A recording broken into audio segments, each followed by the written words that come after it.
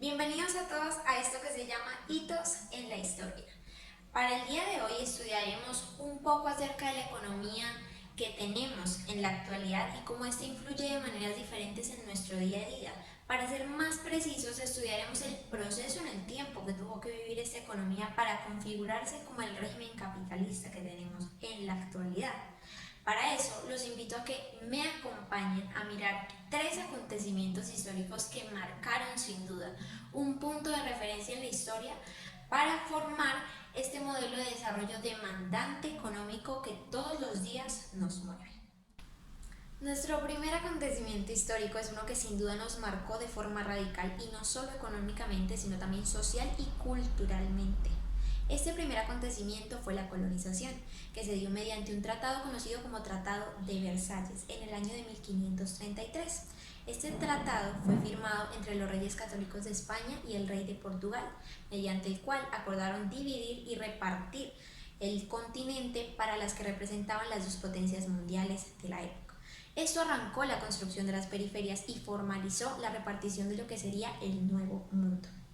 Claramente, una vez empezaron a colonizarse, el subdesarrollo de las colonias que se formaron permitió y fue el punto necesario para la configuración y perfeccionamiento del capitalismo monopolista y del auge imperialista. ¿Y de qué manera? Estas dos potencias mundiales se convirtieron entonces en el punto de conexión, recepcionando los intereses de los centros metropolitanos y saqueando los recursos naturales de los territorios colonizados. Se intercambiaban y recibían entonces poder económico y apoyo político. Nuestro segundo acontecimiento histórico se divide entonces en dos partes. Acompáñenme a ver cuáles son. La primera parte estuvo marcada entonces por el final de la Primera Guerra Mundial, que se formalizó mediante la firma del Tratado de Versalles en el año de 1919, en el cual se estipuló la reorganización de las colonias mundiales y se cargaron todas las consecuencias de la guerra al territorio alemán. No contentos con esto, porque claramente les trajo consecuencias económicas, políticas, culturales y sociales, empezaron a organizar lo que dio pie para la Segunda Guerra Mundial. Acompáñenme a ver entonces lo que pasó. El fin de la Segunda Guerra Mundial. ¿Saben qué trajo consigo el fin de la Segunda Guerra Mundial? El fin de la hegemonía europea, que permitió entonces que dos nuevos territorios se levantaran como las dos nuevas potencias mundiales, Estados Unidos y la Unión Soviética. Trajeron consigo claramente apoyo de dos bloques socioeconómicos y militares poderosos como nunca, que empezaron a determinar entonces el desarrollo económico de todo el planeta. Una vez finalizada la Segunda Guerra Mundial, en Estados Unidos se posiciona como nuevo presidente el 20 de enero de 1949 Harry Truman, que durante su discurso de posicionamiento, además de reflejar el espíritu de la época, da comienzo a lo que algunos llamaron la era del desarrollo.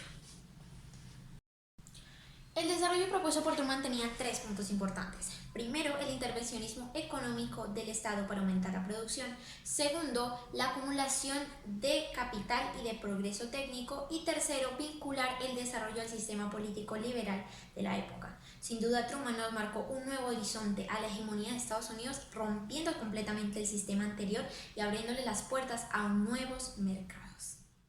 Llegamos entonces a nuestro tercer acontecimiento histórico, que reestructuró de una forma importante el desarrollo económico, y se lo debemos a nuestro amigo Walter Rostow, que en 1960 expuso en Estados Unidos la teoría del despegue industrial de las naciones, que se dividía en 5 etapas inexorables por las que debían pasar los países subdesarrollados para alcanzar la modernización.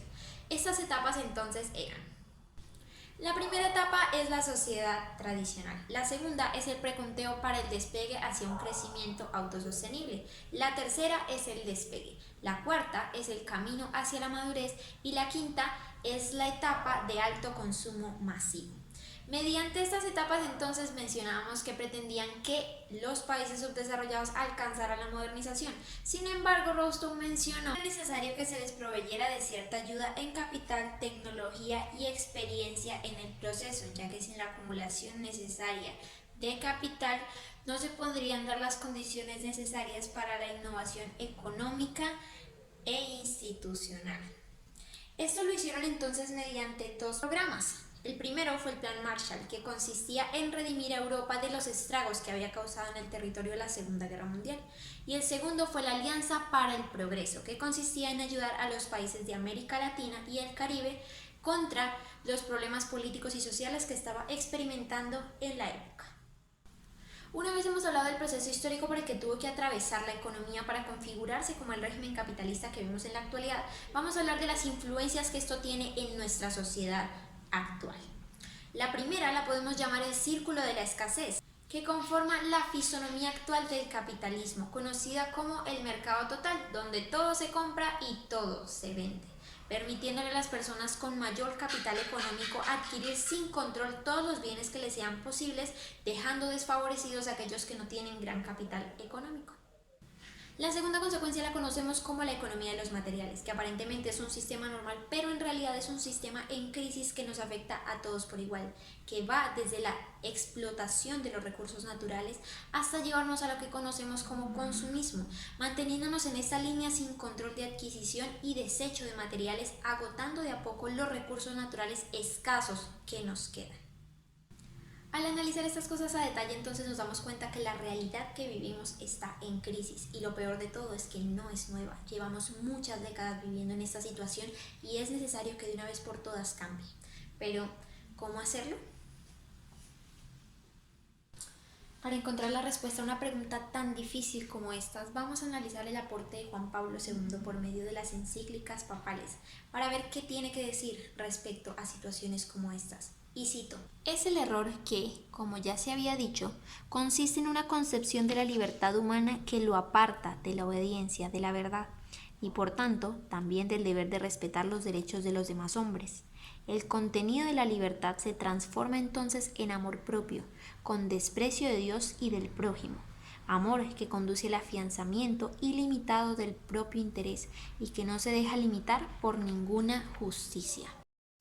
Vemos entonces una realidad en crisis por dos razones. Nos hemos apartado de la verdad y eso nos ha llevado entonces a apartarnos de nuestro propósito, el de guardar, labrar y trabajar por nuestra tierra, no solo velando por nuestros propios intereses, sino pensando en los demás, en una sociedad en colectivo que crece juntos, de la mano y sobre todo dejándose guiar por la verdad.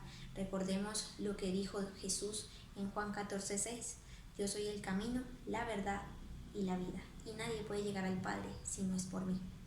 Esta es la verdad que tenemos que revelarnos a nuestra vida hoy y que es necesario que entendamos que solo volviendo nuestra mirada a Dios y acercándonos a Él a entender nuestro propósito, podremos cambiar realidades en crisis como las que vivimos actualmente.